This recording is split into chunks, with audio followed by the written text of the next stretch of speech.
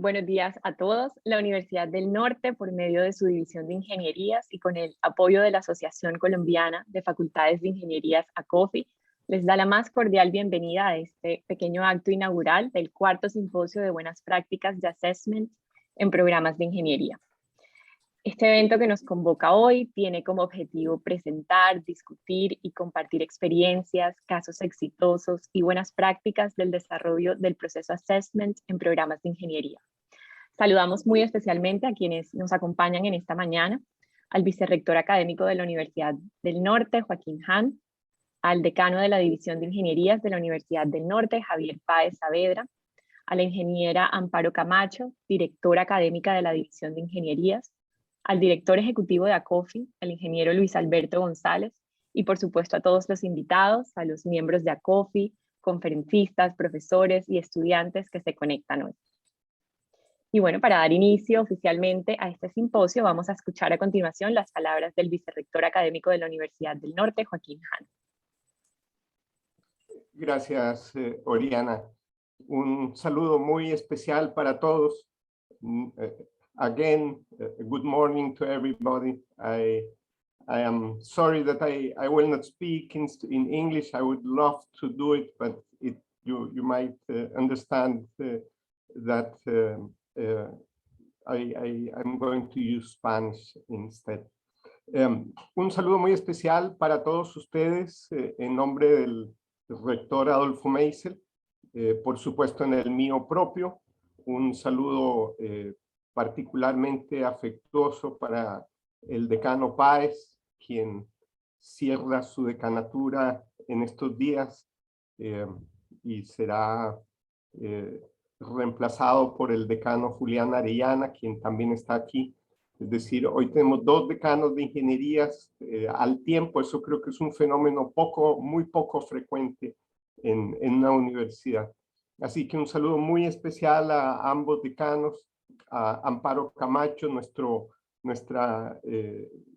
motor incansable en temas de educación y de acreditación internacional, nuestra gran colaboradora, a todo el equipo de ingenierías, un saludo y especialmente una felicitación muy sincera.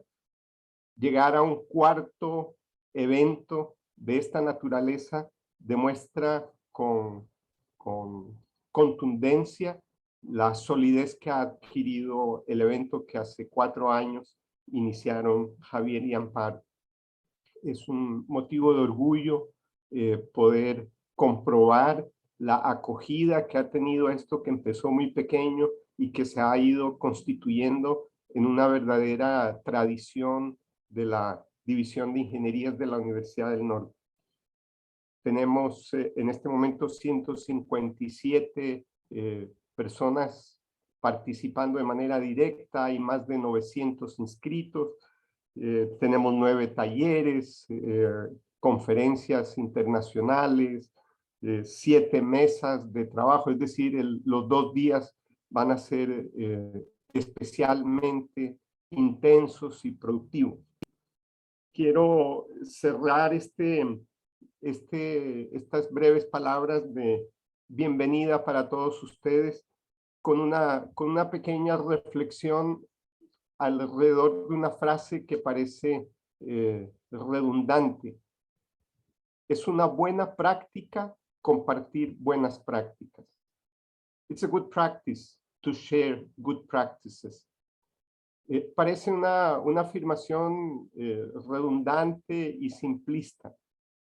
Sin embargo, si uno observa los grandes desafíos a los que nos enfrentamos las universidades alrededor del mundo, no solo por la evolución natural de la educación superior, sino especialmente a raíz de los hechos que desencadena la pandemia, los grandes desafíos del cambio climático.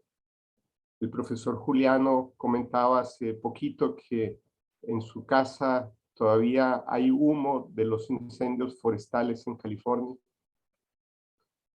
Esos grandes desafíos en educación superior, en educación de ingenierías, en investigación, implican ya no la competencia entre universidades, sino la cooperación entre universidades. Eventos como el que hoy instalamos, de compartir buenas prácticas en assessment entre todas las universidades afiliadas a COFI, demuestra ese espíritu de cooperación tan necesario para que podamos construir un ecosistema de educación superior que pueda enfrentar estos grandes desafíos. Entonces, con esta pequeña reflexión y mi complacencia, mi satisfacción de ver cómo se ha ido consolidando esta práctica de compartir buenas prácticas y de extenderle por ello mis felicitaciones al equipo de ingenierías. Les deseo unas jornadas muy productivas, que puedan aprovechar el espacio, así sea virtual, para relacionarse y construir ese ecosistema de educación superior cada vez más sólido, más sostenible. Muchas gracias, Javier, por todos estos años de gestión al frente de la decanatura. Yo sé que hoy en la tarde vamos a tener un evento especial en tu honor, pero quería aprovechar este pequeño espacio de este simposio que tú iniciaste para exaltar tu gestión. Javier ha sido un extraordinario decano, un extraordinario colega en la COFI. Es un orgullo tenerlo, haberlo tenido en la Universidad del Norte como decano y a continuación en su desarrollo profesional, tenerlo como director de investigación. Al nuevo decano, Juliano Arellana, también quiero aprovechar esta oportunidad para una vez más extenderle la felicitación, la congratulación. Es un joven ingeniero con una enorme competencia profesional y humana. Estamos supremamente orgullosos de su designación y yo estoy seguro que él le dará continuidad y profundizará esta buena práctica. Que tengan todos un feliz día. Muchas gracias. Muchas gracias, vicerrector. Y a continuación damos paso al decano de la División de Ingenierías, Javier Páez, quien también dará unas palabras. Muy buenos días a todas las personas que nos acompañan en la jornada de instalación de la mañana de hoy, a toda la comunidad de ingeniería, a nuestro vicerrector, al doctor Ben Juliano, a Amparo Camacho, a Luis Alberto González de parte de ACOFI y a todas las personas que han trabajado de muchas maneras para hacer posible que estemos hoy presentes aquí. Muchas gracias, Joaquín, por sus palabras. Sí, efectivamente, terminamos el ciclo de la decanatura de Ingeniería de la Universidad del Norte el 31 de este mes y tenemos otros nuevos retos al interior de la institución a partir del 1 de septiembre, con lo cual nos tiene llenos de mucha ánimo y muchas ganas de hacer cosas nuevas y positivas por la institución, por la Universidad del Norte. Quiero decirles a todos ustedes que este evento que se realiza por cuarta vez tiene unos antecedentes muy importantes para nosotros en la universidad. Nosotros conocimos Assessment por allá en el 2003, 2004, cuando empezamos a hacer uso de esta herramienta poderosísima, que si bien es parte del proceso de acreditación bajo el esquema de la ABET en Estados Unidos, sin duda es muy poderosa para todo lo que tiene que ver con el mejoramiento de la educación en. Por eso, cuando empezamos a conocer la herramienta por allá en ese tiempo, sin duda la vinculamos a nuestra institución, empezamos a obtener resultados y sin duda cuando se abrió la posibilidad, cuando se volvió a dar la oportunidad para que universidades colombianas pudieran acreditarse vía ABET, nosotros estábamos listos y efectivamente lo hicimos por allá en el año 2010. Y hemos renovado el proceso y hemos mantenido todo este ejercicio que sin duda hoy reconocemos que ha tenido un impacto muy grande en la calidad de lo que nosotros ofrecemos a nuestros estudiantes. Pero todo este proceso que nosotros tuvimos, no pensábamos que fuera solamente para nosotros. tomamos una decisión hace 5 años y nos preparamos para que hace 4 años haber hecho el primer simposio de buenas prácticas en acceder. Y la idea era que eso que nosotros habíamos aprovechado, poderlo compartir y generar un espacio donde todas las personas que quieren aportar sus experiencias en el tema de assessment, las personas que quieren conocer más de assessment, pudiéramos encontrarnos en agosto de todos los años. Y que fuera un evento abierto donde la universidad pusiera toda la infraestructura, todas las posibilidades para que esto se pudiera hacer, e invitar gente de muchos sitios para que se viera esa conferencia aquí y se compartieran experiencias. Ese era el objetivo de nosotros. Y nos encontramos que definitivamente esto tenía estrecha sintonía con lo que hacía COFI, con lo que hace COFI, donde nosotros hemos sido también parte de todo el proceso de la asociación en todos los años desde que ha estado constituida. Y entonces nos aliamos y decidimos hacer esto en conjunto. Y qué bueno poder decir hoy que tenemos casi 1000 inscritos para este evento, casi 1000. Y que tenemos gente de 60 ciudades en Colombia. Y que tenemos participación de 5 países, bueno, 1 Colombia y 4 países del extranjero. Tenemos asistentes de todos estos sitios. A las personas que nos acompañan de otros países les doy también un caluroso y muy especial saludo. Decirles que si bien yo dejo la decanatura, ojalá, estoy seguro que el nuevo decano y el equipo directivo de ingenierías y ACOFI van a seguir con la tradición de celebrar este tipo de espacios por muchos años, entendiendo sin duda, y repito y quiero ser insistente en el tema, esto tiene un impacto muy grande en la calidad de la educación en ingeniería. Y eso es lo que nos ha movido, y qué bueno tener la posibilidad de hacerlo, y qué bueno que todos los que estamos aquí nos veamos beneficiados de todo eso. Porque no solamente que una sola persona venga y dé un concepto, no, es compartir las experiencias y tener la oportunidad de invitar expertos en estos temas como el profesor Juliano, a quien le agradezco que esté en la mañana de hoy, que sin duda es un líder en estos temas y tendrá muchísimas cosas que contarnos. Y esto, doctor Juliano, usted está contribuyendo sin duda en este momento, a partir de todos sus comentarios, está contribuyendo al mejoramiento de la educación en ingeniería. Y si estamos contribuyendo al mejoramiento de la educación en ingeniería, estamos contribuyendo al mejoramiento de la ingeniería. Y queremos tener una ingeniería mucho más fuerte, mucho más robusta, en todas partes del mundo. Entonces, que desde Colombia también se esté construyendo una nueva realidad para todo este mundo de la ingeniería. Quiero agradecer entonces, repetir, insistir en el tema del agradecimiento a Amparo Camacho, que ha sido que su liderazgo ha hecho posible esta actividad, a todo el equipo de apoyo, a COFI, a la universidad en general, a nuestro vicerrector que nos ha apoyado permanentemente para poder llevar a cabo esta actividad. Entonces, bienvenidos a todos y que sea muy provechoso este espacio para todos ustedes, para todos nosotros. Muchas gracias. Muchas gracias, decano. Y ahora escucharemos al director ejecutivo de ACOFI, el ingeniero Luis Alberto González. Muy buenos días para todos. Un gusto saludarlos en la mañana de hoy, desde aquí, desde Barranquilla, muy cerca aquí del profesor Javier Páez, pero por temas de bioseguridad estamos en salas distintas.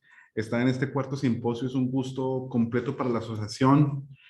Recordando que, como lo mencionaba el decano Páez, seguramente en la universidad pues, lleva un tiempo importante más allá de estos 4 años trabajando el tema de assessment, recordando que en el año 2014, aquí también en la Universidad del Norte, hicimos nuestro primer taller que lo llamamos Fundamentos del Proceso de Assessment, que fue en el marco de la asamblea de ACOFI en este año. Seguramente en ese momento, para gran parte de nosotros era un tema novedoso y pues era extraño hablar pues en términos americanos de assessment, de student outcomes, pero hoy vemos que es una realidad y es un gusto saber que después de 4 años de trabajo conjunto entre ACOFI y la Universidad del Norte, pues en una alianza muy valiosa, establecida y aprobada por el Consejo Directivo desde el año 2017 para esta dinámica, vea el resultado que tiene hoy. O sea, yo creo que es muy loable tener ya 2 publicaciones tener una tercera que está en construcción, que pues saldrá próximamente. Estos 4 ejercicios, invitados de primer nivel de diferentes partes de Colombia y del mundo. Esta ocasión no va a ser la excepción. Profesor Ben Juliano, que además de tener una hoja de vida brillante a nivel profesional en su área de informática, igualmente es un experto en todos esos temas de aseguramiento de la calidad. Nuestros demás invitados que tendremos de Estados Unidos y de México, sin duda pues engalanan este magno encuentro, y pues qué más que la asistencia, como lo mencionaba el señor decano, de tener múltiples ciudades del país, quizás donde en la presencialidad no lo hubiéramos logrado, en la virtualidad es un gusto. Entonces yo creo que tenemos un simposio maravilloso. Van a ser 2 días de trabajo intenso, con diversas actividades, de la cual esperamos la amplia participación de todas las regiones del país y de quienes nos acompañan de otros países. Señor vicerrector, muchísimas gracias por acogernos por cuarta vez. Usted ha estado los 4 años, los 2 primeros estuvimos aquí en auditorios, el año pasado completamente remotos, hoy estamos un poco más cerca. Como esta tarde compartiremos un rato nuestro consejo directivo que tenemos en la tarde de hoy. Será pues una muy bonita oportunidad para reencontrarnos pues, en medio de las dificultades que hemos pasado todos. No puedo cerrar sin igualmente agradecer al ingeniero Javier Páez por todo el apoyo en sus 24 años de actividades dentro de ACOFI, que culminarán finalizando este mes, que espero nos siga acompañando, que en su nuevo rol, no es porque se vaya de la universidad, sino que cambia a un rol a otra dependencia, pues será un gusto que ojalá nos siga acompañando, y seguramente a todos los directivos académicos, que ha sido uno de sus temas, siempre propender por la importancia de la gestión en las facultades de ingeniería. Entonces, no hay más que esperar un agradecimiento muy grande. Quiero hacerlo pues en nombre del consejo directivo y en un espacio amplio, para reconocer pues, por todo ese trabajo y por todo ese apoyo, y por creer que la calidad en las facultades de ingeniería es posible. Que hablaba con el nuevo decano, quizás la ventaja de este tránsito a la nueva decanatura es que no es únicamente el decano de la Facultad de Ingeniería, sino toda una facultad de ingeniería, como es la de la Universidad del Norte, al servicio de todas las facultades de ingeniería del país, con las puertas abiertas, con muchísimas personas que son colaboradores en diversos temas. Así que pues creo que pues muchos temas darán continuidad a ingeniero Páez, y si no, pues lo llamaré y le diré qué está pasando, para que sigamos con ese buen ritmo que hemos tenido, no solamente 24 años, sino los 46 años que tiene ACOFI. Entonces, muchísimas gracias y espero pues muchos éxitos en este gran simposio. Muchas gracias, ingeniero Luis Alberto. Asimismo, le damos paso ahora a la ingeniera Amparo Camacho, quien es la organizadora del evento y directora académica de la División de Ingeniería. Gracias, Oriana. Muy buenos días a todos. Primero que todo, muchos agradecimientos por la asistencia a esta 4ª versión de nuestro simposio de Buenas Prácticas en Ingeniería. Saludo a las directivas de la Universidad del Norte, a Joaquín, vicerrector académico, a Javier, decano de la División de Ingeniería, Luis Alberto, director ejecutivo de ACOFI, y un agradecimiento muy especial para el doctor Ben Juliano, quien nos acompaña en el día de hoy, quien muy generosamente aceptó nuestra invitación para acompañarnos y para compartir con nosotros todo el conocimiento y toda la experiencia que él tiene en la temática de assessment, y también muy asociada en muchas ocasiones a procesos de acreditación que él ha logrado que salgan exitosos en su institución. Yo creo que hablar sobre la importancia del assessment en estos momentos, después de haber escuchado a Joaquín y a Javier, pues no me quedaría mucho por agregar. Quisiera más bien resaltar de lo que ellos dijeron algunos aspectos que considero muy relevantes, como por ejemplo el decir que es una buena práctica compartir buenas prácticas, que realmente estoy muy de acuerdo con esa expresión que Joaquín ha dado en el día de hoy, y eso forma parte de nuestra forma de actuar, de pensar frente a lo que significa la educación universitaria, en este caso particularmente de la educación de los ingenieros colombianos. De Javier también quiero resaltar aquellos aspectos donde mostraba un poco como la historia del assessment en nuestra división de ingeniería, cómo nosotros empezamos a trabajar con el assessment y sobre todo resaltar que este desarrollo que nosotros hemos tenido del assessment va mucho más allá de pensarse que se ha hecho dentro de un modelo internacional de acreditación, lo cual es completamente válido, pero para nosotros va mucho más allá de esto. Ha significado el mejoramiento de nuestro proceso educativo y también ha sido muy importante en el sentido de que en la medida que nosotros hemos venido desarrollando el proceso, hemos visto sus virtudes. También hay que destacar que hay momentos en que no ha sido fácil y creo que las personas que me escuchan hoy aquí, muchas habrán pasado por esta situación, pero realmente tenemos unas ventajas y unos beneficios educativos muy grandes y eso nosotros lo hemos venido desarrollando, pensando y entendiendo de esa manera, lo cual nos ha permitido, que para nosotros es un aspecto de los más importantes, digamos, de esta madurez que hemos logrado en el proceso y es compartir con colegas nuestros de universidades colombianas, incluso alguna universidad del exterior, todo esto que nosotros hemos aprendido sobre el assessment dentro de nuestro esquema educativo, dentro de lo que nosotros llamamos nuestro sistema de aseguramiento de la calidad de los ingenieros que se forman aquí en la Universidad del Norte, pues para la región y para el país. Entonces quise destacar esos dos aspectos más allá de reiterar muchos otros de los aspectos que creo que muchos de ustedes conocen y que de eso se trata en estos simposios, venir a conversarlos, venir a compartirlos, venir a discutirlos, venir a hacer preguntas, venir a decir, bueno, nosotros estamos haciendo esto, nos ha pasado esto, ¿cómo lo han hecho ustedes? ¿Qué sugieren? O venir a aportar, nosotros hemos logrado esto dentro de nuestro proceso educativo, centrándonos en el assessment como un proceso que realmente articula a los demás.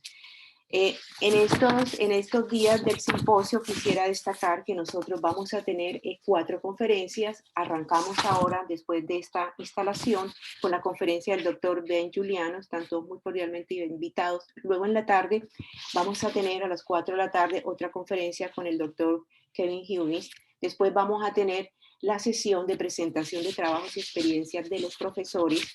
Bueno, se me olvidó algo muy importante ahora en la mañana y son que vamos a tener 4 talleres en simultáneo donde se van a trabajar temáticas que son de interés para todos nuestros colegas del país y me atrevería a decir que de otros países, porque algunas de esas temáticas van a estar muy centradas en lo que son resultados de aprendizaje y también mostrando un poco cómo en algunas universidades también ya se tiene procesos de madurez con el assessment, por eso es que hablamos de temáticas como más allá del assessment.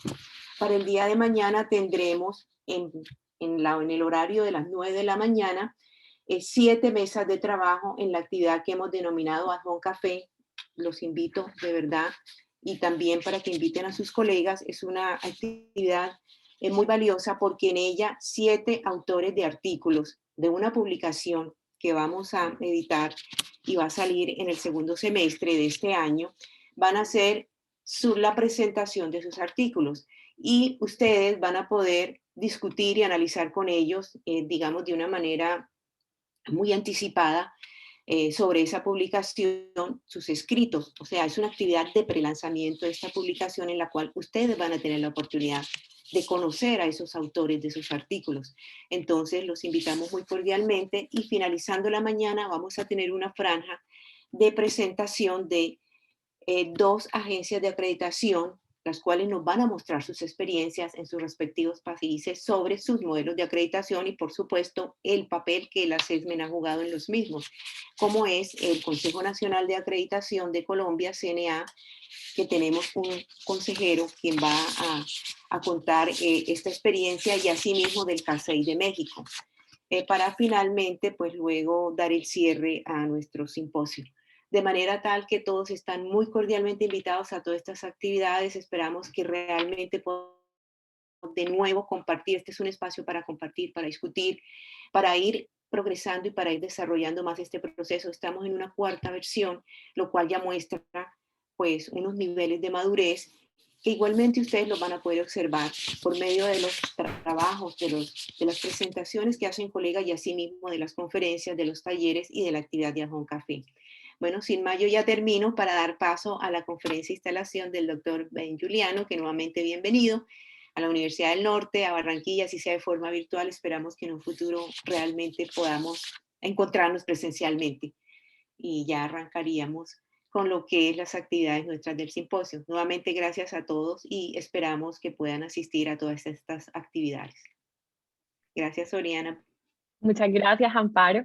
Y bueno, con las palabras de la ingeniera Amparo finalizamos esta instalación del cuarto simposio de buenas prácticas de assessment en ingeniería y nos preparamos ahora para escuchar la conferencia que dará inicio a este evento llamada Use of Data Visualization to Improve Faculty Engagement in the Continuous Improvement Process, que está a cargo del doctor Juliano, quien es profesor de Computer Science del College of Engineering de la California State University.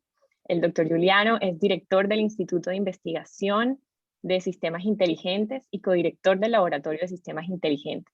Ha sido director interino de la Oficina Institucional de Investigación, también director del Departamento de Eléctrica e Ingeniería Computacional. Ha coordinado y acompañado los procesos de assessment para la acreditación de 11 programas académicos y 2 programas de posgrado en su institución. Recuerden que la conferencia del profesor Juliano va a tener traducción simultánea. Para acceder a ella solo deben seleccionar abajo donde dice interpretación en sus pantallas, elegir el idioma y luego dar clic donde dice cancelar audio original. Feliz día para todos. Los dejo entonces con el doctor Juliano. Professor Juliano, welcome.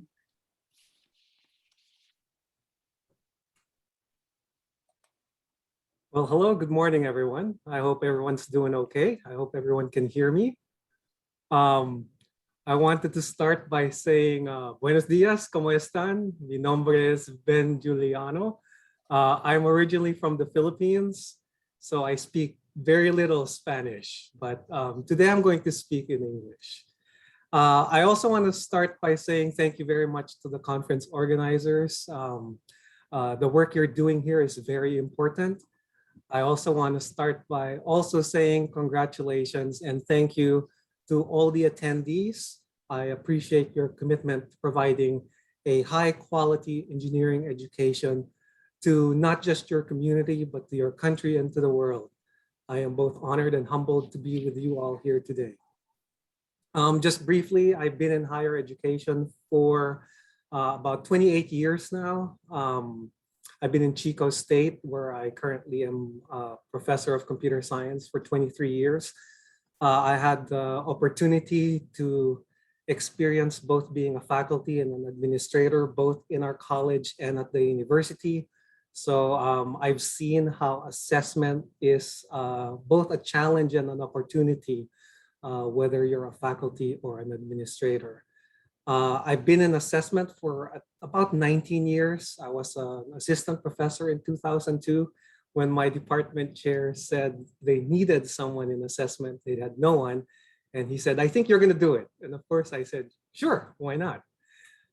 So that was back in 2002, and I've been in assessment, involved in assessment since then. I guess I have also a distinct opportunity of running our institutional research office at Chico State.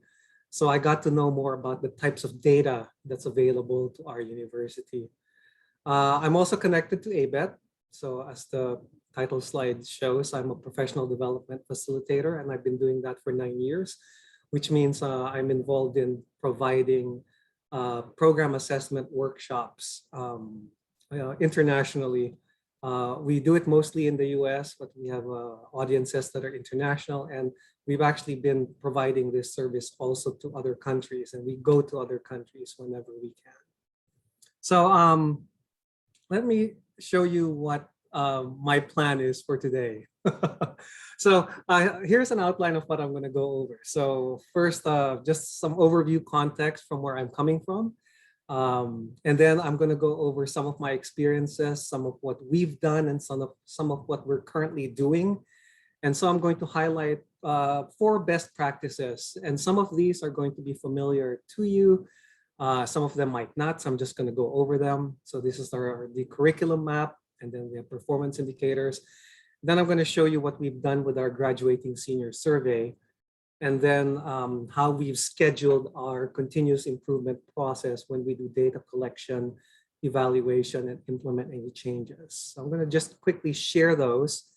And I'm going to jump into data visualization. In fact, when I go over best practices, I'm going to start sharing some of the data visualization tools that I've been using in my department. And these have been primarily to engage faculty in evaluating results and to be more involved in the continuous improvement process. And then I'm going to go into the summary and then share some resources with you. I've released a PDF version of the slides for those of you who want a copy. A quick disclaimer, all the examples I'm going to share today are still a work in progress. We're continuously improving even our processes as we learn what works and what doesn't work. So I'm also here to learn with you because there's so much to learn about the continuous improvement process. Some minor housekeeping. We are going to have a Q&A, question and answer portion at the end of the presentation. So if you need any additional detail, because I have, I plan to talk for only about 50 minutes or whereabouts. So if you need additional detail or clarification, or if you have a question about a particular slide, please take note of the slide number, which you shall see here at the lower right, and then refer to it in your question just for reference, and that will help everyone out. So just as an overview, you all know about accreditation. So it's typically the review of the quality of higher education provided by institutions and programs. Now, in the United States, just again for context, not only is this a way for us to know that an institution is providing quality education, but also in the USA, it's important to get accreditation because accredited institutions will get federal money. It's grant money, so we can provide scholarships to our students. So accreditation is important, not just for quality in the US, but it's also our way to get money from the government so we can give scholarships to our students. So it's very important because we're here for our students. We want to provide them an education. And there are some students who find that tuition is expensive. So we want to make sure they have an opportunity to get a high quality education. Now, in the United States, there are multiple regional accrediting institutions. So you can have your university be accredited by various institutions depending on where you are. All the institutions in California are accredited by WASC. So that's how we have a stamp of approval. So that it really just depends on where your university is housed. And then you can get your whole institution accredited by that particular body. So I'm also involved in WASC. I've been involved in WASC for about 5 or 6 years now. So Chico State is one of 23 universities in the California State University system. We are not the northernmost university. Humboldt is the northernmost university. So we are about 90 miles north of the city of Sacramento, which is the capital of California. The Dixie Fire, which you've been hearing about probably in the news, the largest fire in the state's history, is about 50 miles northeast of Chico. So it's not very far. So it's very smoky here right now. And as I was talking to the group earlier, this is the reason why we need more STEM graduates. There are big problems out there that we still don't have a good solution to, and we need to find out solutions to those problems. The university I'm from, Chico State, I'm from the College of Engineering, Computer Science, and Construction Management. As Amparo and had mentioned earlier, we offer 11 undergraduate programs. 9 of them are accredited. 7 of them are accredited by ABET. And I know you're familiar with ABET. Our construction management program is accredited by the American Council for Construction Education. And then our sustainable manufacturing program, which is converting to an advanced robotics, advanced manufacturing and robotics degree program, is accredited by the Association of Technology Management and Applied Engineering, or ATME. So there's regional or institutional accreditations. Our university is accredited by WASC. And then programs are accredited by various organizations, the seal of approval from external agencies. So all our engineering and computing programs are accredited by ABET. And just quickly, I would be remiss if I don't mention anything about ABET since I work for ABET. ABET has 4 commissions, so depending on the type of program you have. Since this is an engineering symposium, you probably have representation from maybe these last 3 commissions, maybe primarily the last 2, the EAC, the Engineering Accreditation Commission, or the ETAC, the Engineering Technology Accreditation Commission. And ABET is international, so they've been accrediting STEM programs for a while. So just quickly again, assessment, because we hear this term a lot. My simplest definition for this is we're trying to evaluate or estimate the nature, the quality, or the ability of someone or something. And when I talk to people about assessment and they ask, what are you really assessing in higher education? And sometimes I use the car analogy because it's kind of easy to relate to because everyone should know how to drive a car. So depending on the car you drive, you might have a make, the make might be the university, the model, the type of vehicle might be the branch or the campus that you're in. You might have a type of vehicle, be it a sedan or an SUV, which might be the program that you're in. So how do you assess the quality of a car? And sometimes when you're driving a car, you rely on a dashboard, right? The dashboard will tell you if there's something wrong with the car. But unfortunately, that check engine light, when it lights up, it tells you something's wrong with the car, but you don't really know what's wrong with the car. So as faculty and administrators, when you're involved in higher education, when something is wrong, we need more detail. We need to know exactly what is wrong. It's the engineer in us. We want to know what's wrong so we can address the issue, so we can solve the problem, all for the benefit of our students. So that's what we are here for.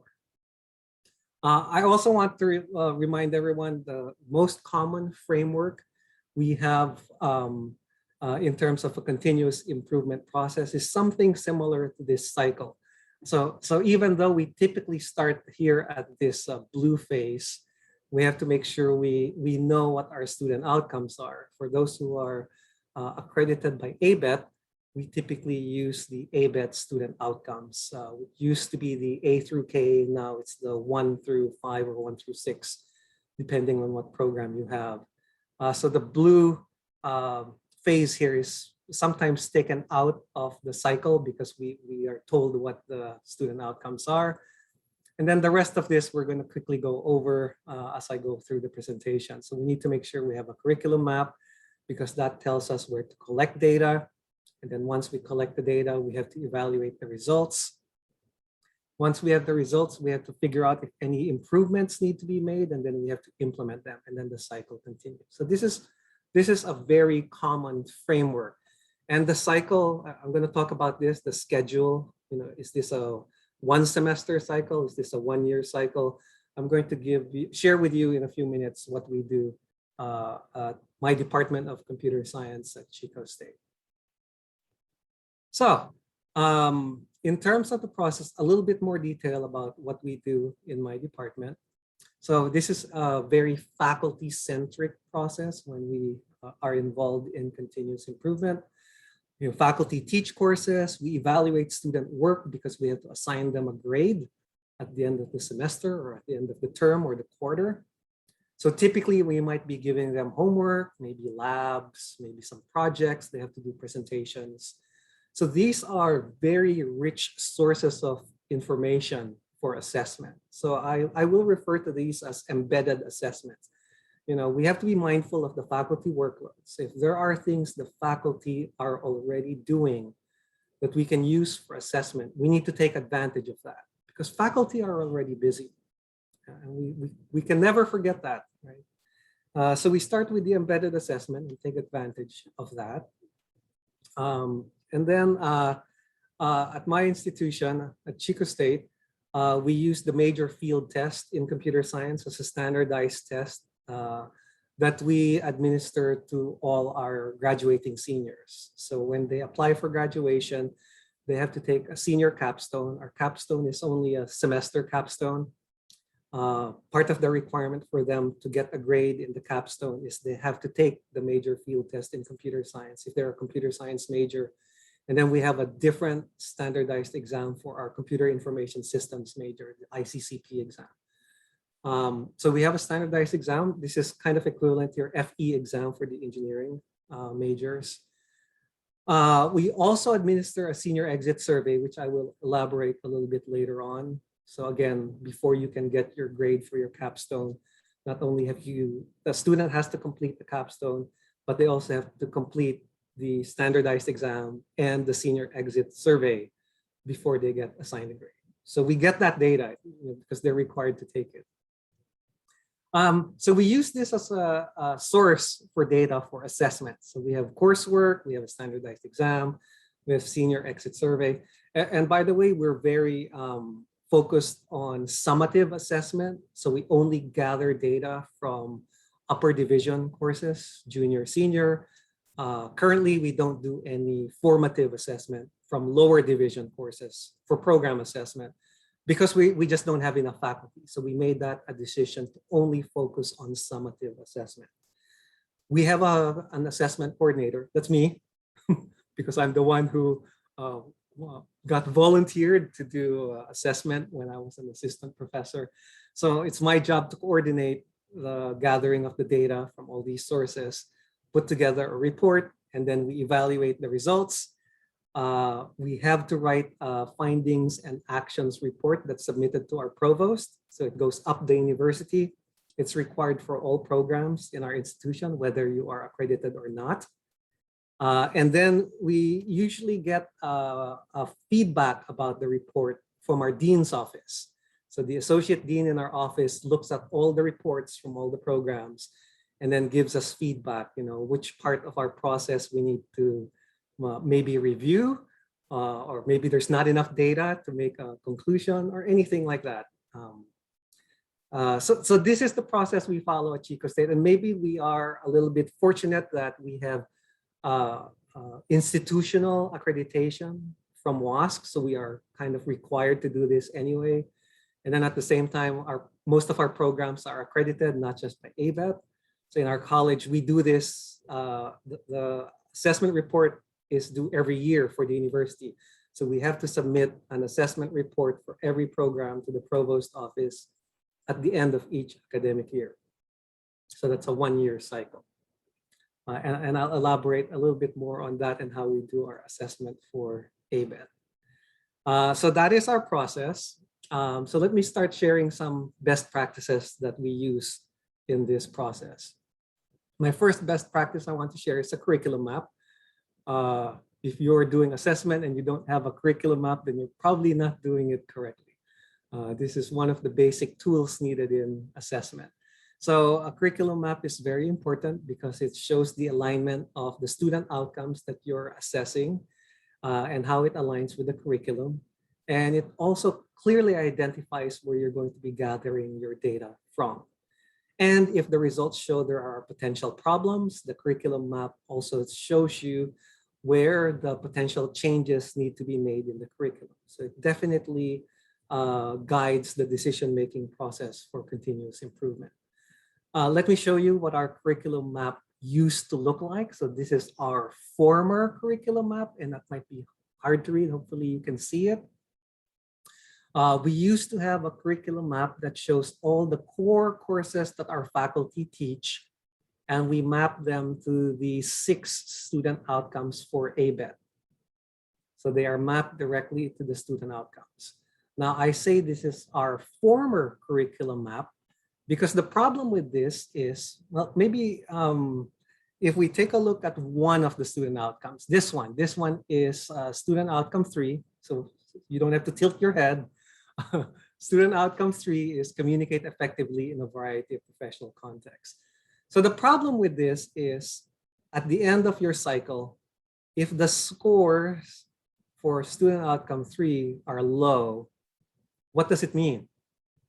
Right? So lumping together averaging together the results for a single student outcome does not help you identify where in your curriculum potential changes need to be made.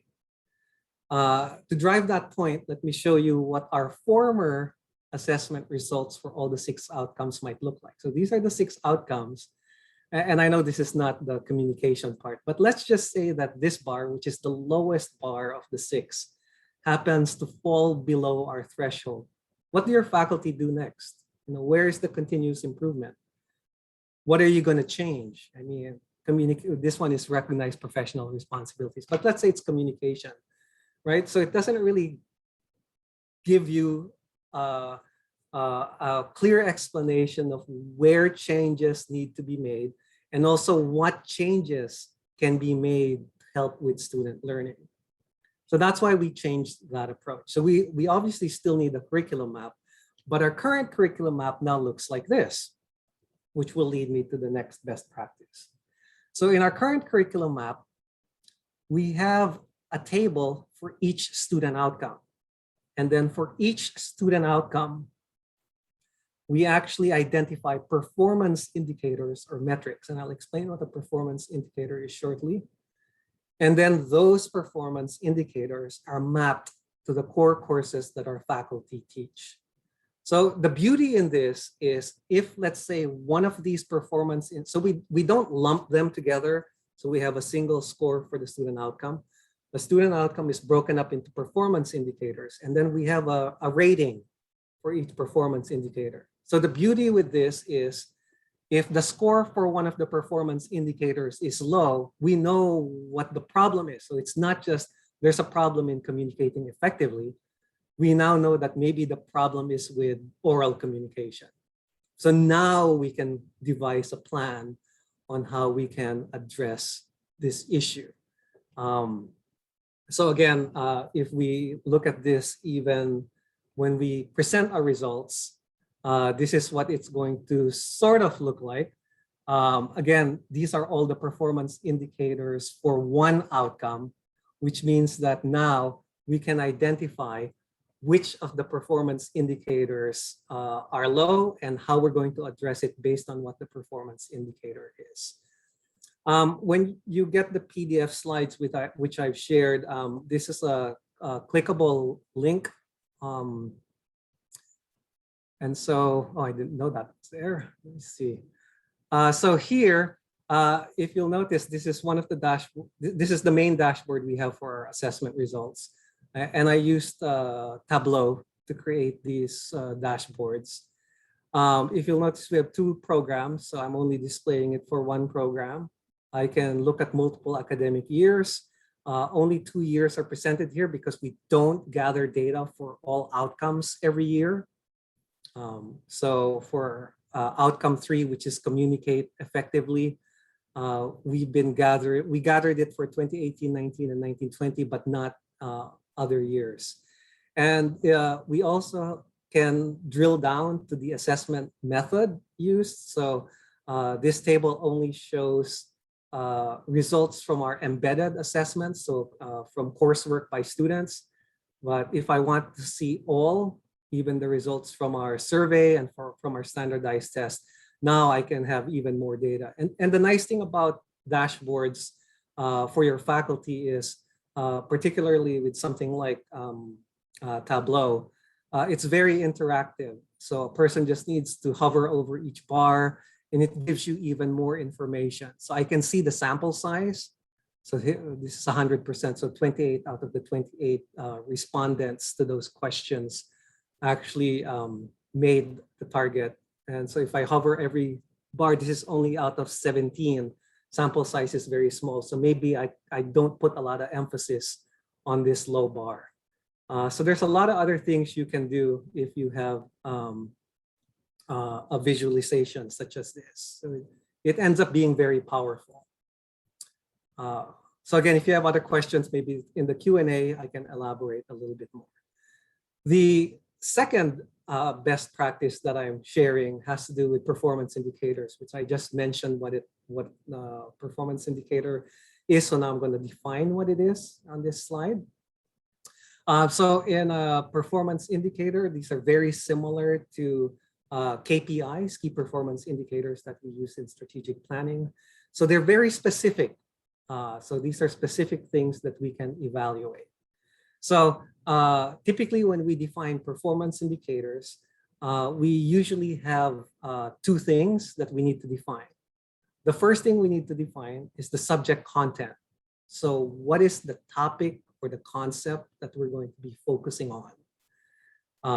So is it the steps in a design process? Is it an algorithm? Is it a particular method? So we need to define what that is first. The next thing we want to define is an action verb.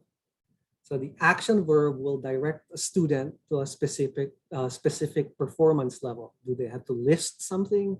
Do they have to analyze something? Or do they have to apply something? If you're familiar with Bloom's taxonomy, the different levels of cognitive learning, this is where the action verb comes in, because as they become, if you're gathering from senior or junior level classes, you want them to be higher level type processes.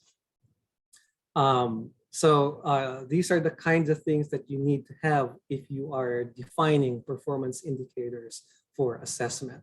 So an example for a performance indicator is the following. So uses evidence and logic purposefully in communication. So again, we have a subject content, right? Which is evidence and logic, and the action verb is to use it purposefully, right? So it has to have a connection in what the student is trying to communicate. So we can measure how well a student does this. And if our student doesn't do well in this, then we know how to fix it, because our curriculum map tells us which courses are involved in training students on how to do this. So that's why performance indicators help when we define student outcomes. So how did our department come up with performance indicators? Because like most everyone else, we never used performance indicators since 3 or 4 years ago.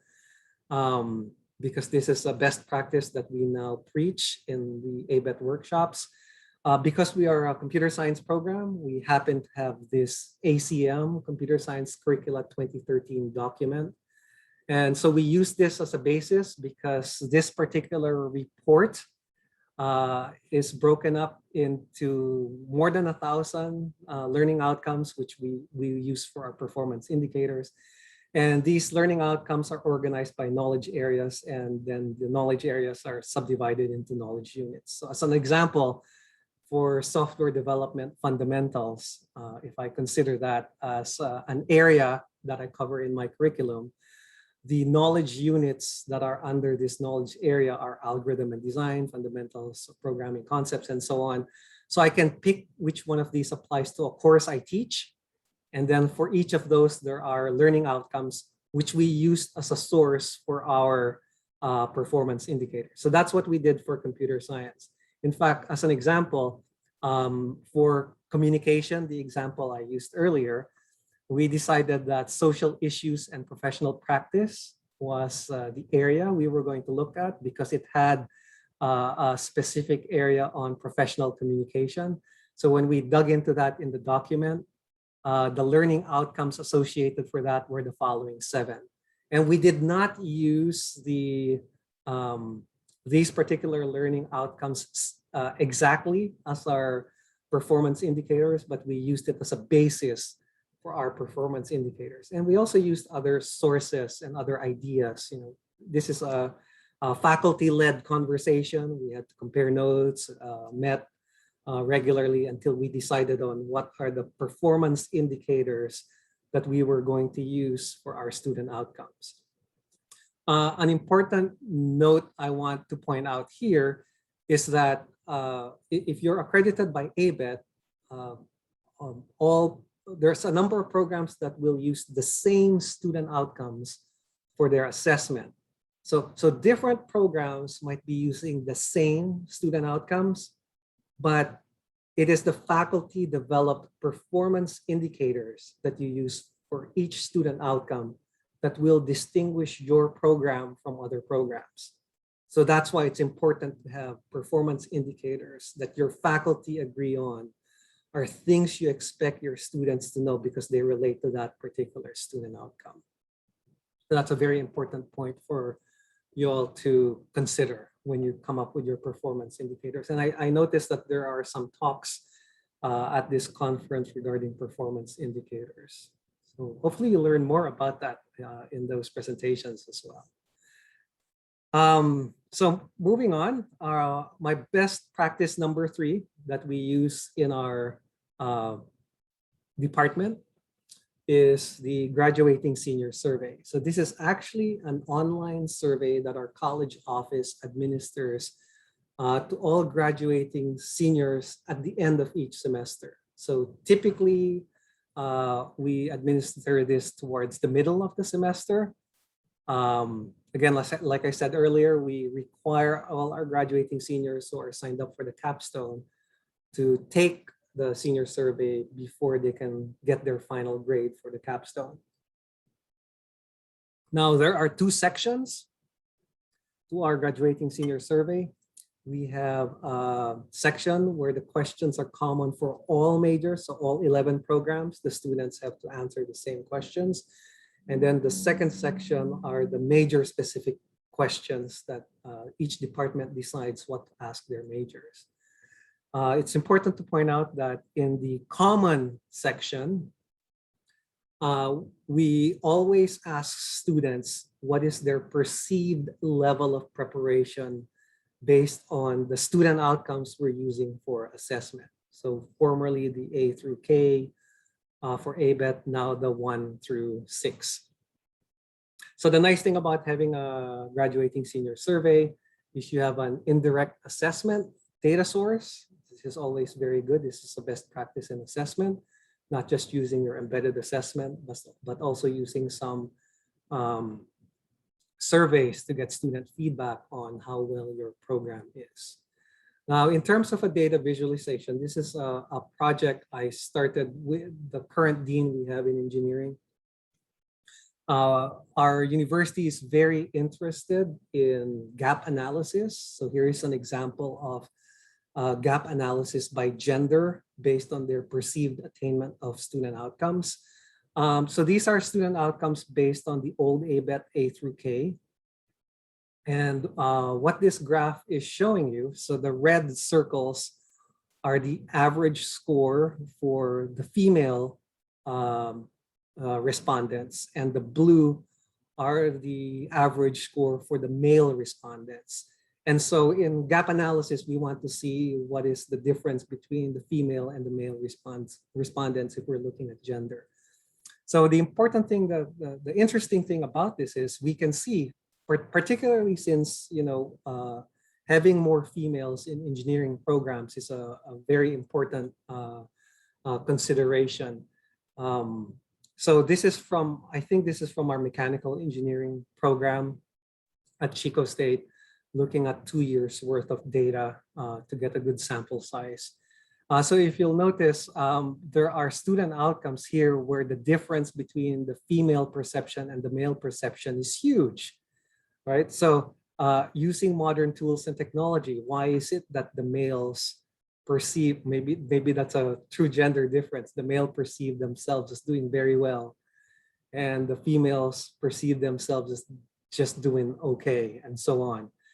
And then there's some interesting things that come out here where the females, their perception seems to be higher than males for applying knowledge of math, science, engineering, or technology to solve problems. So there little things like this start to pop up, and you could drill down and figure out what the potential issues are and where some solutions might be available. Because I work with the institutional research office on our campus, again, I'm going to go to the live dashboard for this. So the original version of this dashboard was to just look overall at how our college did with the common questions.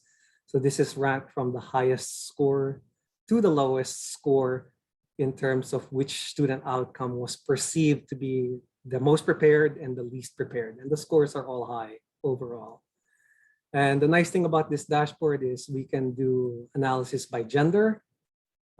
So you can pick a program, you can pick your own program. These are our 11 undergraduate programs. You can pick academic years or combine them to get bigger sample sizes. To know what the sample size is, you just hover and it tells you how many respondents there were. So you'll know if it's a significant number enough to consider whether there is a problem or not.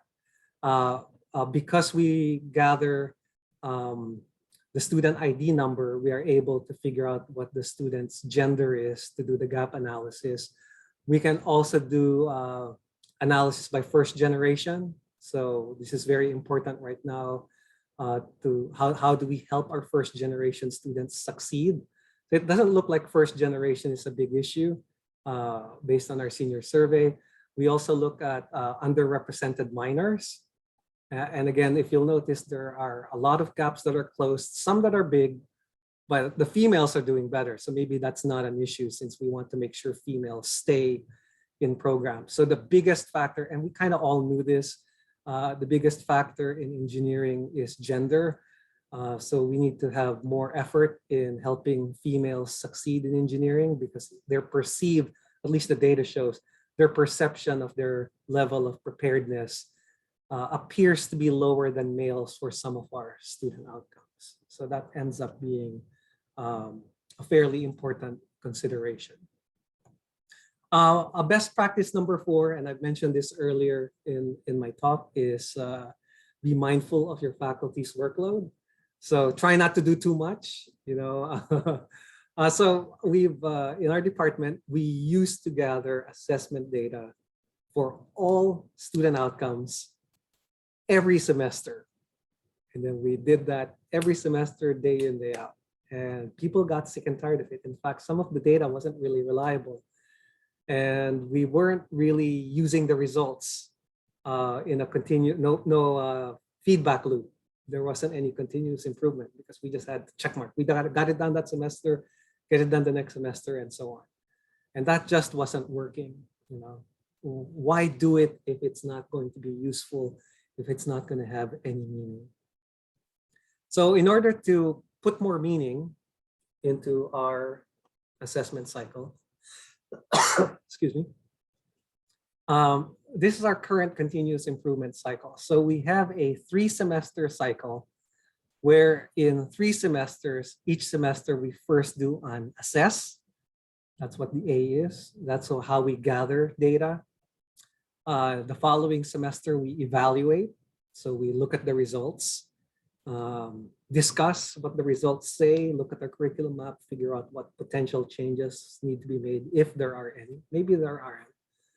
But maybe changing the threshold is also another potential change. And then the following semester, you implement changes. So this is pertinent to the continuous improvement cycle I showed you earlier. So the beauty about this is faculty know that for a given semester, we're only gathering assessment data for our odd-numbered student outcomes. And then for the following semester, we gather only from the even-numbered student outcomes. And then the semester after that, it's kind of a break from data gathering because we're busy either implementing changes or evaluating results from the prior semester. So, you know, it gives us some breathing room. We're not constantly gathering data, bugging people to submit their data. We're not constantly trying to implement change. We're looking only at a subset of our outcomes and a subset of our courses that might be impacted. And that has helped a lot. In fact, the reason why I have the word current underlined here is because we're about to change, continuous improvement. We're about to change this staggered cycle. Our future or upcoming, starting with this fall semester moving forward, is the following. It's still a 3-semester cycle because it takes 3 semesters for us to go through the assessment, evaluation, and implement changes phases of each cycle. But we've actually increased the stagger. So this way we're spending a whole semester just doing evaluation. And then the semesters that we do changes, For some outcomes, we're also doing data gathering for some outcomes, but we're spending time with the evaluation. We're having discussions among our faculty. We're trying to figure out any potential changes in the curriculum. If there are none, then there are none. But at least, we're not just saying, look at the results and then we move on. We have enough time, and we invest time in our department meetings for discussions regarding the results. The main reason we have this A's and the C's here for fall 2021 is because it matches this phase from the current cycle, and then we're just changing it from spring 2022 forward to ease up a little bit. So in terms of the ABET 6-year accreditation cycle, we're still going to have enough data for all 6 outcomes to show that we're closing the loop. So we're satisfying what ABET requires. And faculty have been much happier about this particular type of schedule.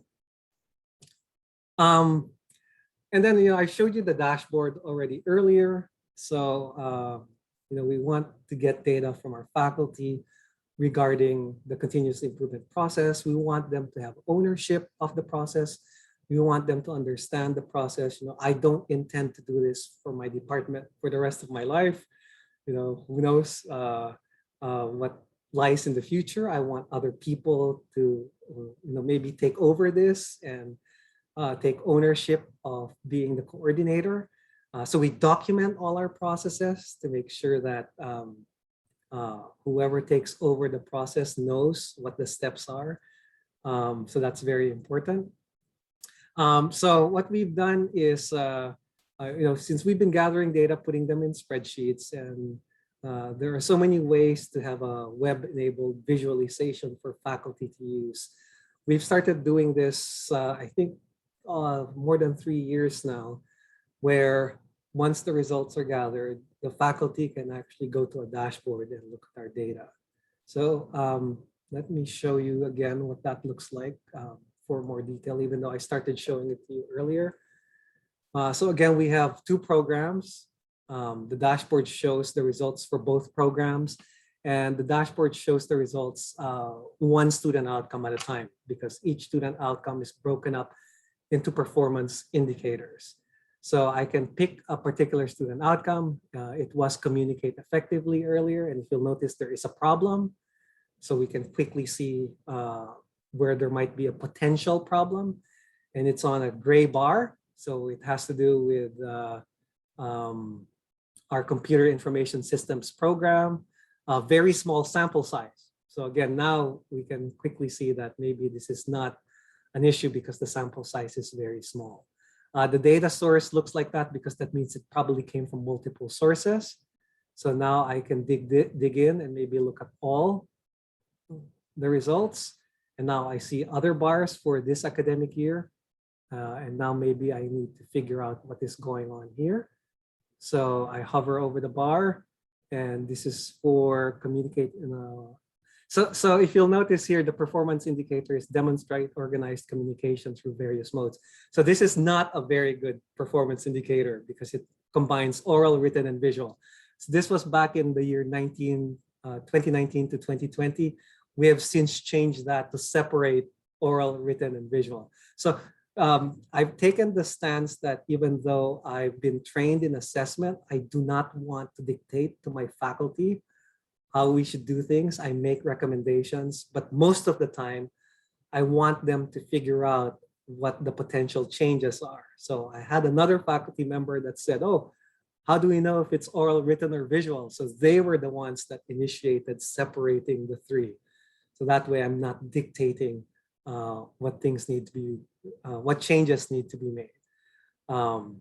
So that's a feature of this particular dashboard. So again, you can pick the assessment method, you can pick the student outcome. So it's very interactive.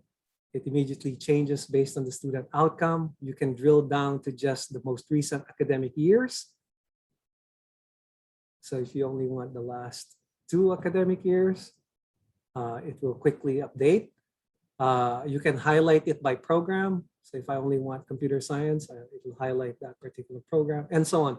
So we typically allow the faculty to play with this before we meet and discuss what to do by student outcome. And again, like I said, the conversation becomes more rich after we've implemented this dashboard approach. And the link to the online dashboard is available in the slides, and it'll be listed in the list of resources at the end of my talk. So just to quickly summarize, we're at the 40-minute mark, I guess. It's almost 8, and I want there to be some Q&A. So bear in mind that best assessment processes are aspirational. You know, no one's perfect. We always need to make changes. We need to be flexible. You know, you have an outgoing and an incoming dean. Change is bound to happen. So we need to be flexible enough to be nimble in any change that comes. So one of the more important things people need to remember is that we need to focus on the improvement of student learning. This is the reason why we do assessment. And so we just need to remember this as an important part. You want to capitalize on your data experts or your data gurus. There's bound to be someone in your department who loves data. Maybe they're looking at gender differences, how to help the gender gap, close the gender gap, or looking at first generation students. So if you have faculty that are interested in that, maybe interested in engineering education type research, capitalize on them because they might have some ideas on how to look at the data and make you more data informed in your decision making. And then don't let perfection stand in the way of progress. You know, like I said, nothing is perfect. There's bound to be some improvements you can make in your process, in your timeline, in your threshold. You know, you attend the conference, you hear some good ideas. It may or may not apply to your institution for various reasons. So, you know, keep that in mind that, again, we need to be flexible with how we do things. And it doesn't have to be perfect. It's not an exact science. So I guess I will end with that, and I have some resources that are available.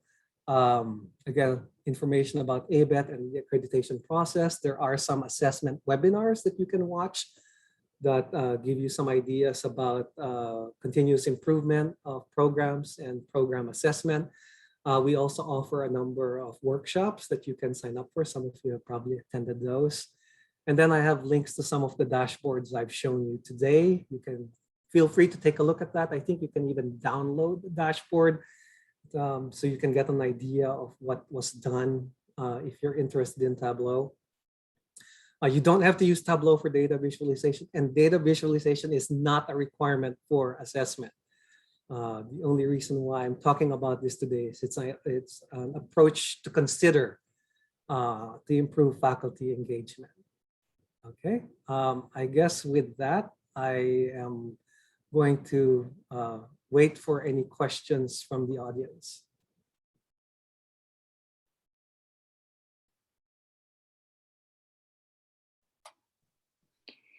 Muchas gracias, doctor Juliano. Muy interesante su conferencia. Creo que se ha mostrado mucho interés por parte de la audiencia. Entonces los invitamos en este momento a formular sus preguntas. Las pueden escribir en el chat y se las iremos leyendo al doctor Juliano. Entonces los invitamos a la sesión de preguntas sobre esta conferencia que acaba de entregarnos el doctor Juliano.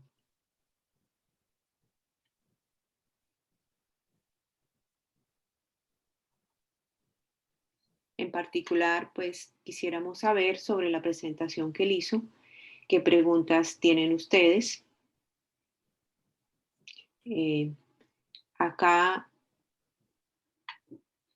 Aquí hay algunas preguntas, David, para hacérselas al doctor Juliano. Están preguntando qué otras taxonomías han considerado fuera de la de Bloom. Y pues digamos para los profesionales del siglo XXI en el slide 20, David, para que le formules la pregunta al doctor Juliano. David.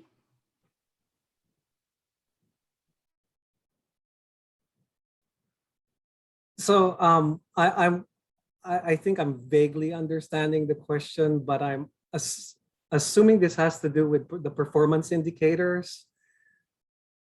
So like I said in my talk, performance indicators typically have a subject and an action verb. So the taxonomy we use, I refer to the Bloom's taxonomy.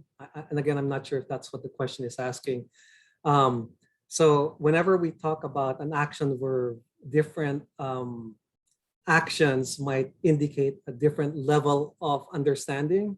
So if you're listing, those are low levels. Analyzing and applying tend to be higher level cognitive understanding.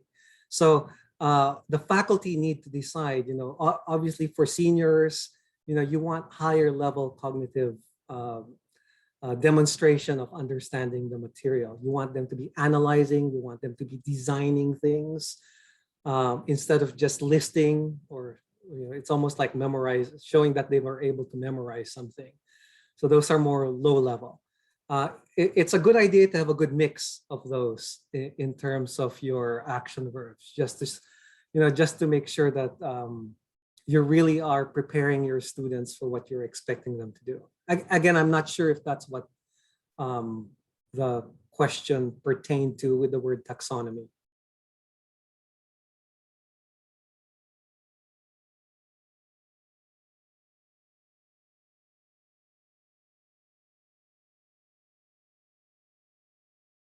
Perdón.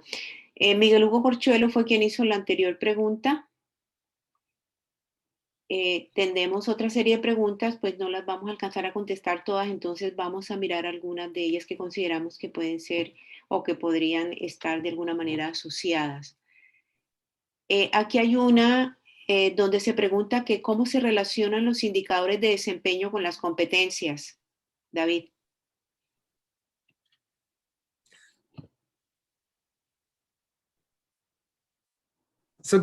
That's a very good question. So they are related. In fact, some people will say they're the same thing. My personal experience with using performance indicators and the way we do it in my department. So our performance indicators are the same as our course outcomes. So each course, we have specific outcomes that our students need to demonstrate. And the syllabus for each of our course will identify what those particular course outcomes are. So we use the course outcomes for our performance indicator. Let me bring up, where is that? Yeah, let me bring up this curriculum map. So if you'll notice, for communicate effectively, if I look at this particular student outcome, we have these performance indicators. So for each course, the faculty in their syllabus, they need to identify which student outcome is connected with their course. And then for that student outcome, which performance indicators students need to demonstrate. So it's explicit on our syllabus, whether we're expecting a particular performance for assessment purposes from that course. So like I said, I've heard people say competence is the same as performance indicators. For me, it's the same as course outcomes. That's why it simplifies things for the faculty. It simplifies our discussion.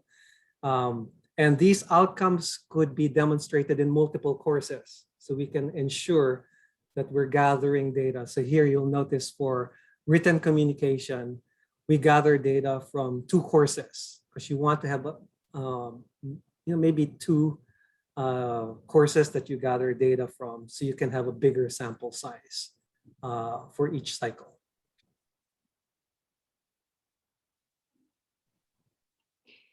Otra pregunta, la de Leonardo Juan Ramírez, donde pregunta sobre si se han analizado nuevos datos a razón de la nueva realidad COVID-19.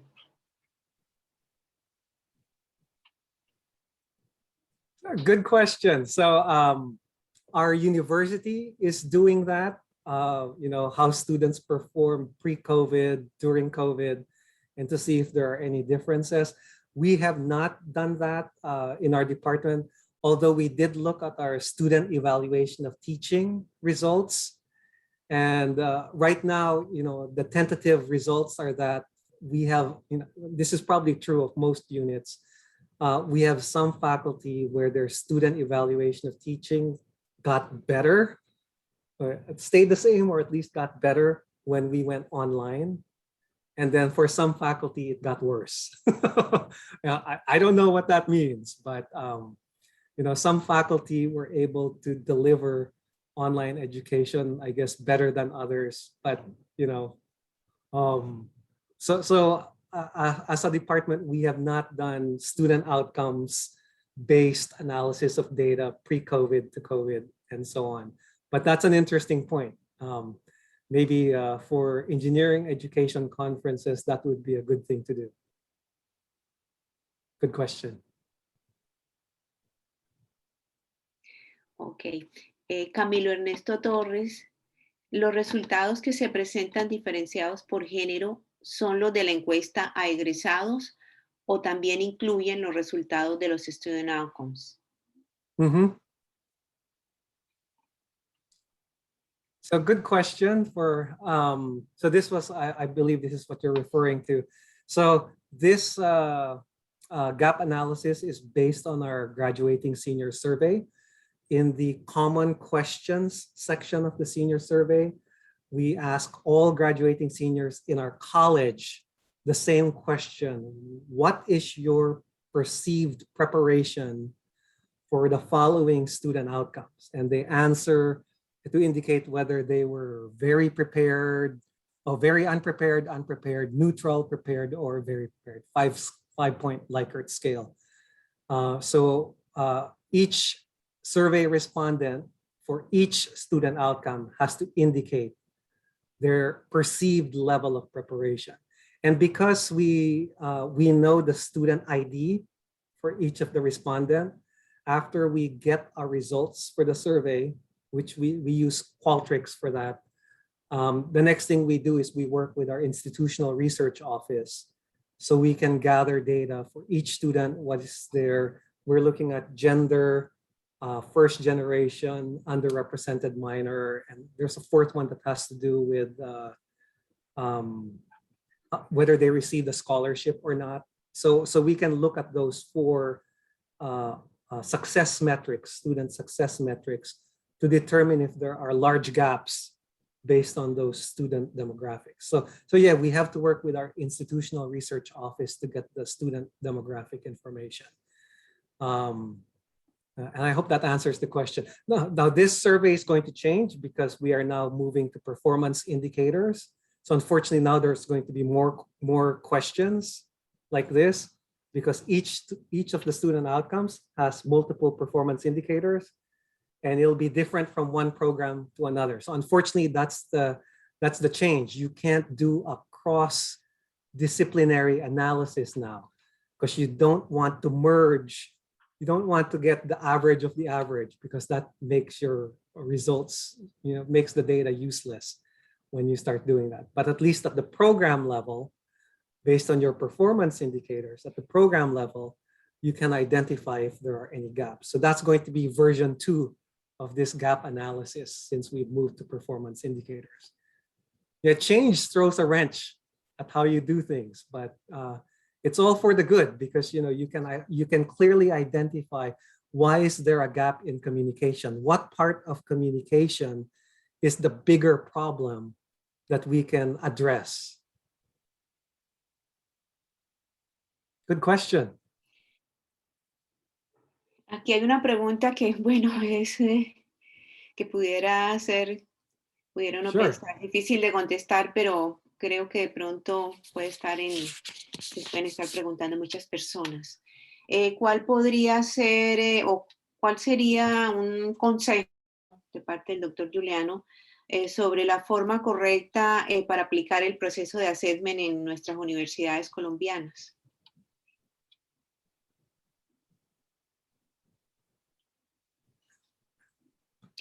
Difícil, ¿verdad? Oh, very good question.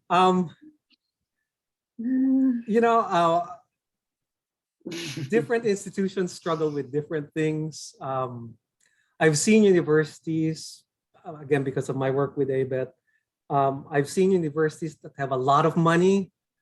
And so like the University of Illinois, big university, they have, for each college, they have a whole office of assessment.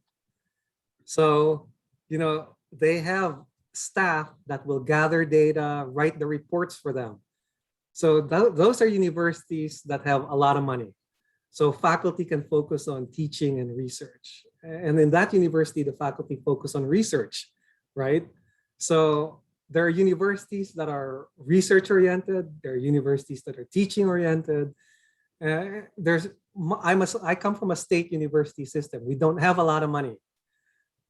We have a lot of support for assessment, which again is very different between institutions. And so we get funding. It's not much, but we get funding from our provost office. It's given to the colleges. And we use that money for course release. And again, not all institutions can do this for various reasons. So I'm not familiar with how things done are with Columbia, but with any institution I talk to, do what's best for you. You want to understand what are your challenges. We're all trying to do the best we can with the resources we have. And so, even though you hear that my institution is doing this or institution X, Y, Z, they're doing all these things, you don't have to do that, but you want to do something that your faculty feel is both meaningful. They appreciate that they gather data and submit it and they have discussions. And you also want a process wherein it's potentially actionable, meaning, you gather all the data, you evaluate, you sit down and talk about it. Well, if there are problems, can we do something about it? If something falls below a threshold, what do we do next? So it's very important to find, and again, this varies between institutions. It's important for you to find what makes meaning and what is actionable. And you want to make sure that the process is sustainable because faculty come and go. You want other faculty to understand the process. You want faculty to be comfortable with it. You want them to have ownership of it.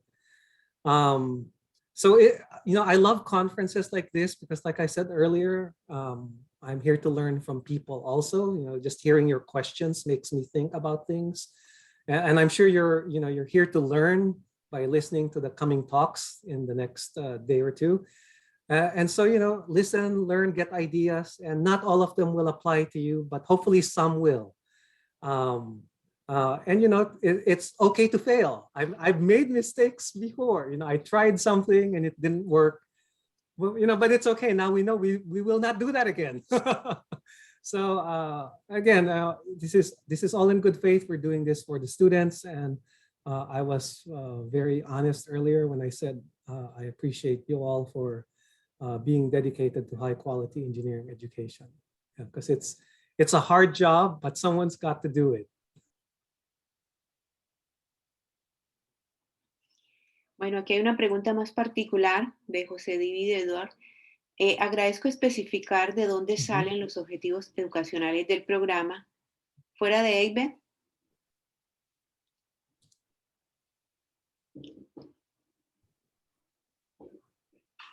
Okay, I think I understand the question, so let me try to respond to that. So first things first, our student outcomes.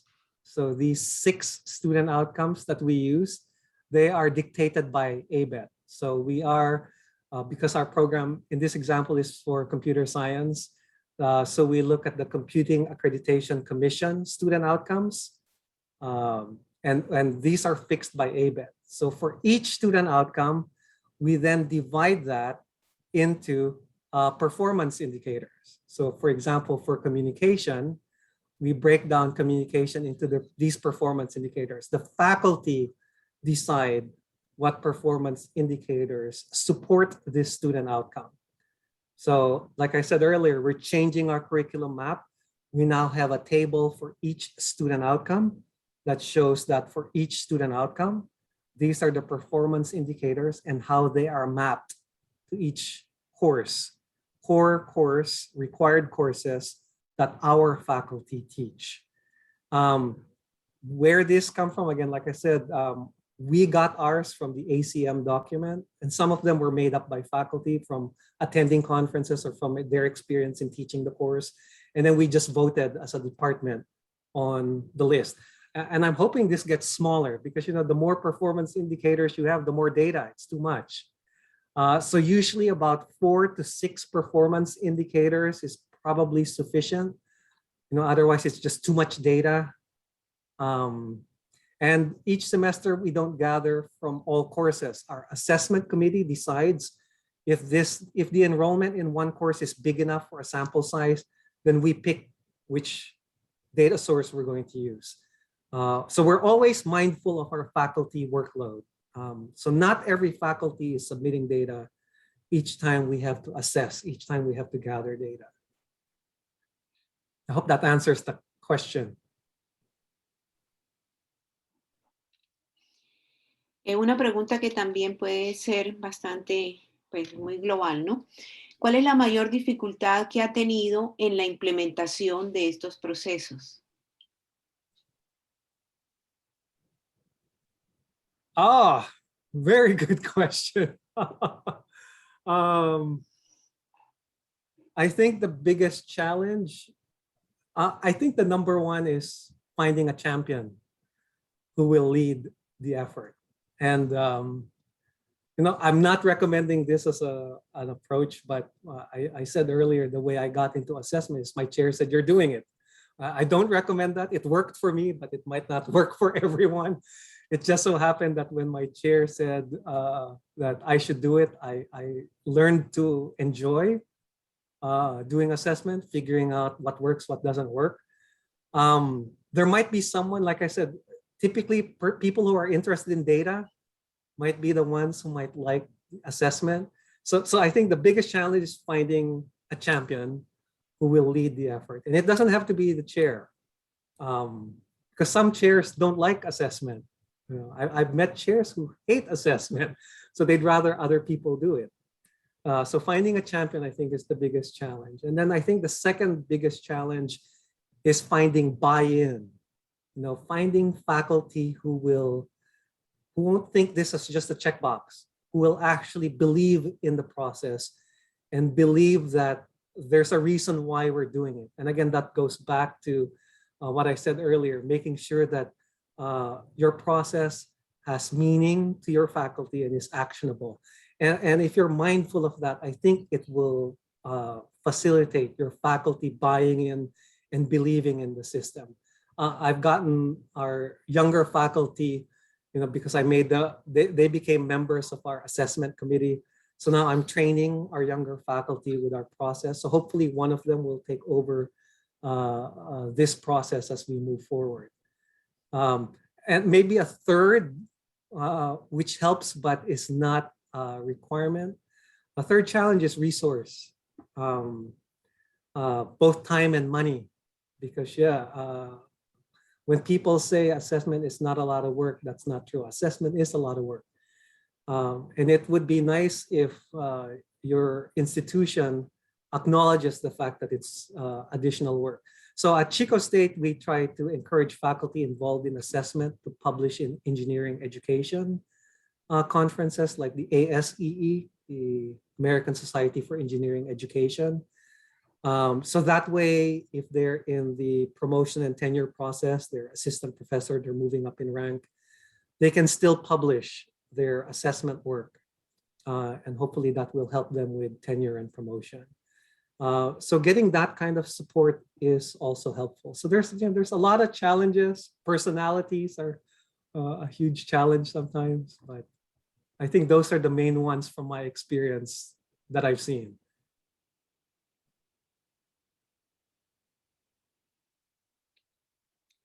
Muchas gracias, doctor Juliano. Aquí hay una pregunta referente a Tableau. Cuando mencionó Tableau, ¿es una herramienta que utiliza directamente ABET o es creada por ustedes como universidad?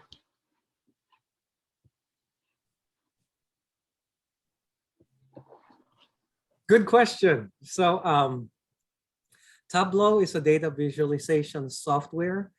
You can use it for free. So I use it for free because, like I said, we come from a state university.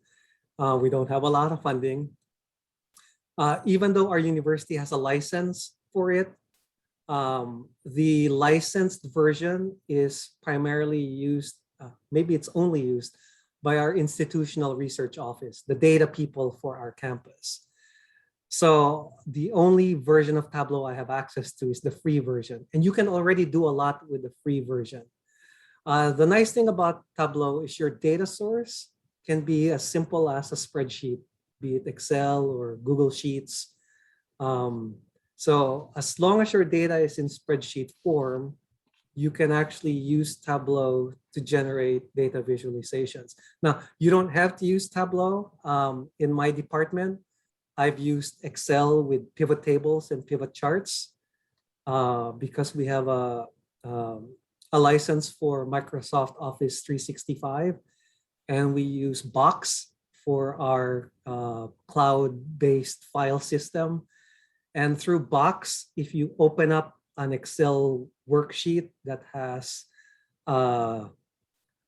Excel charts and pivot tables, people can use a browser to interact with the pivot chart.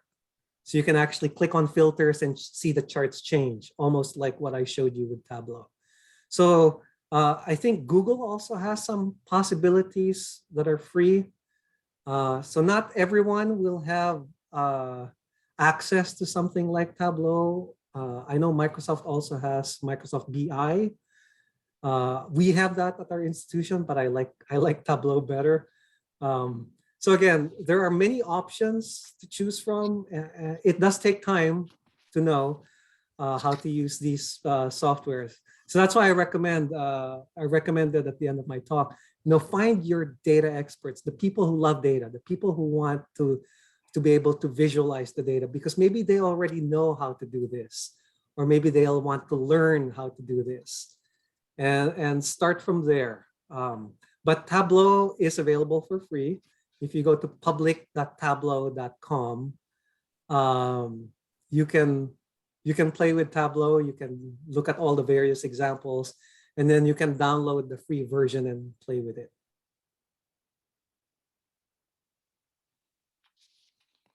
Bueno, yo creo que ya finalizaríamos aquí nuestra sesión de preguntas. Les quiero informar, porque he visto reiterativamente la pregunta, que posteriormente nosotros vamos a publicar en el canal académico de YouTube de la Universidad del Norte esta conferencia, o sea, van a poder tener acceso a la misma. Tenemos ya pues los permisos necesarios, que en este caso el doctor Ben Juliano muy generosamente los concedió. Entonces van a poder acceder a la misma posteriormente en nuestro canal académico de YouTube de la Universidad del Norte. Nuevamente, muchísimas gracias, doctor Juliano. Excelente su presentación. Creo que mostró de una manera muy global, pero también a su vez muy detallada el proceso assessment. Y creería yo que contribuyó al esclarecimiento de muchos aspectos del mismo. Entonces, eso es muy valioso para toda la comunidad académica de ingeniería del país y también de los otros países que están en este momento participando en nuestro simposio. Entonces, de nuevo, muchas gracias. Esperamos volver a contar con su generosidad tal vez en otros momentos, en otros espacios, y pues queda desde ya muy cordialmente invitado a la Universidad del Norte cuando se den las condiciones para tener, digamos, para conocernos de manera presencial. Entonces, de nuevo, muchas gracias. Yo quiero invitar a toda la audiencia. Thank you. No, de verdad, muchas gracias. Doctor Juliano ha enriquecido mucho nuestro evento, su conferencia. Enseguida, a partir de las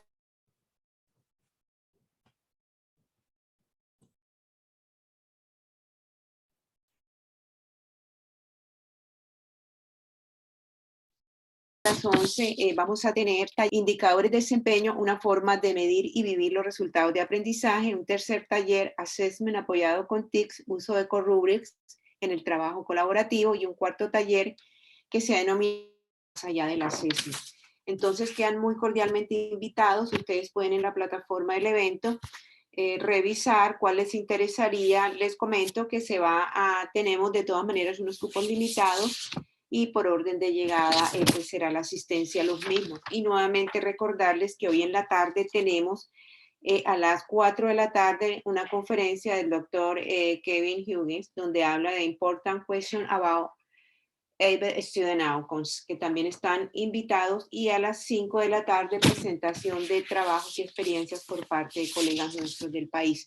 Les agradecemos mucho su asistencia a la instalación, a la conferencia del doctor Juliano, y esperamos seguir contando con su asistencia en las actividades del día de hoy en la mañana, en la tarde y por supuesto en las actividades del día viernes, las cuales inician a partir de las 9 de la mañana con Ajón Café y posteriormente las conferencias de 11 a 1 de la tarde de las dos agencias de acreditación.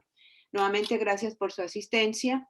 Nuevamente gracias a COFI que nos apoya, gracias a las directivas de la Universidad del Norte que nos han venido apoyando, al vicerrector académico, pero muy especialmente gracias al decano Javier Páez, que ha contribuido enormemente para que se puedan desarrollar estos simposios. Nos ha apoyado al equipo de ingenierías que venimos trabajando en el mismo. Entonces, realmente un agradecimiento muy especial para el decano Javier Páez.